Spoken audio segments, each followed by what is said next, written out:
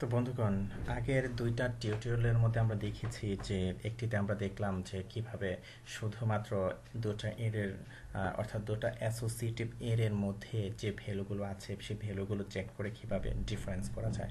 তারপরে টিউটোরিয়ালে আমরা দেখলাম যে এর যে অ্যাসোস ফাংশনের মাধ্যমে কি এবং ভ্যালু দুটাকেই চেক করে কিভাবে আপনি ডিফারেন্স বের করবেন। তো এখন আমরা চাচ্ছি যে শুধুমাত্র কি চেক করে আমরা ডিফারেন্স করব। তো তার জন্য এর একটা স্পেশাল ফাংশন আছে, সেটা হলো এর ডিফ কি।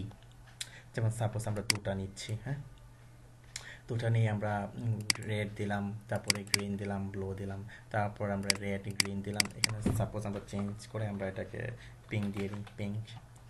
তো এখানে আমরা একটু চেঞ্জ করে দিই, সাপোজ এখানে রেড দিলাম এ, আমরা এখানে এ দিয়ে নিই। ওকে, তারপরে আমরা সাপোজ এখানে আমরা যেটা দিলাম গ্রিন দিলাম, আমরা ব্লো করে নিই, ব্লো। তো ব্লো দিলাম, তো ব্লোটাকে আমরা এখানে সি দিয়ে নিই, এটাকে সি দিয়ে নিলাম। ওকে, তো ব্লোটাকে সি দিয়ে নিলাম, তারপরে আমরা পিংটাকে আমরা কি করলাম, ডি দিয়ে নিলাম, একটু চেঞ্জ করে দিলাম জাস্ট আমরা ডিফারেন্সটা বোঝার জন্য।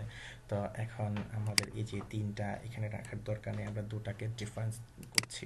তো এখন আমরা এখানে সে কি করবে, শুধু কিটাকে চেক করবে। এই যে A B C D, A C D, এখানের মধ্যে সে এই যে এর সাথে এটাকে কম্পেয়ার করবে, এর এলিমেন্টের সাথে কম্পেয়ার করে যে ভ্যালুটা সে এখানে ডিফারেন্স পাবে, সে এই এক নাম্বার এর ভ্যালুটাকে সে প্রিন্ট করবে, অর্থাৎ ডিফারেন্স ভ্যালুটাকে সে প্রিন্ট করবে। তো সাপোজ ধরুন এখানে এতে রেট আছে, সুতরাং এতে রেট আছে এ, সে এ বাদ দিবে। তারপরে দেখা গেলো যে সি পাবে সে, তো সিতে ব্লো আছে, তাই না, এখানে সে সি একই রকম পাবে, সি বাদ দিবে। তারপরে ডি আছে, হ্যাঁ, ডিতে সাপোজ তারপরে এখানে বি আছে, দেখুন বি, বি এখানে পেলো এখানে নেই, তাই না।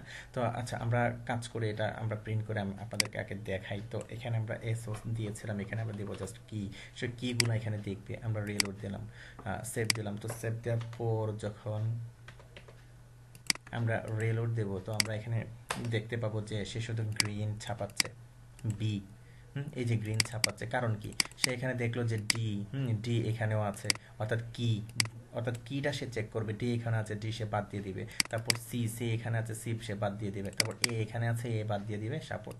কিন্তু বি এখানে আছে, অন্য জায়গায় নেই, সে শুধু বিটাকে রাখবে। তো এটা হলো জাস্ট আমরা দুটাকে করে আপনাদেরকে দেখালাম। তো এখন যদি আমরা তিনটা করি,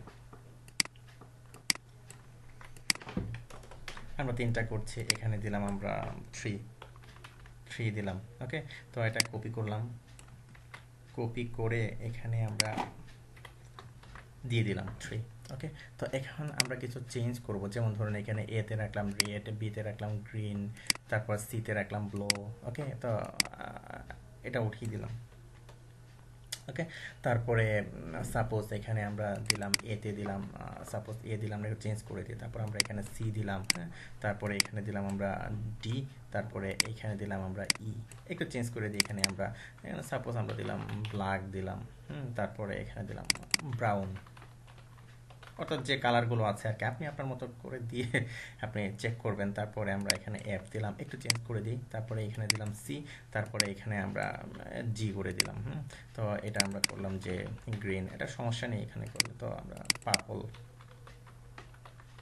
পার্পল, তারপরে এটাকে আমরা রেড করে দিলাম, একটু ডিফারেন্স নিয়ে আসলাম। ওকে, তো এখন তিনটা হলো আমাদের। তো তিনটার মধ্যে সে দেখবে যে এইখানের এলিমেন্টগুলোর সাথে সে অন্যগুলো চেক করে দেখবে যে কোন কিটা মিলে। সাপোজ এ, এ কোনোটার মধ্যে নেই, সুতরাং এ সে পাবে। বি, বি কোনোটাতে নেই, সে বি কে সে ধরবে।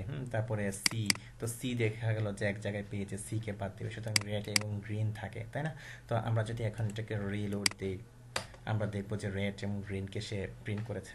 আশা করি মেকানিজমটা আপনারা বুঝতে পেরেছেন, হ্যাঁ, যে কি নিয়ে আপনি কিভাবে চেক করবেন। তো এই ধরনের আরও কিছু ফাংশন আছে, যেমন ধরুন ইউ কি, উল্টা ডিফারেন্স সে বের করবে, কম্পেয়ার কি only using a user defined কি কম্পারিজন ফাংশন। তো আমরা পরে দেখবো এগুলো। হ্যাঁ, তো আজকে এ পর্যন্তই, ধন্যবাদ।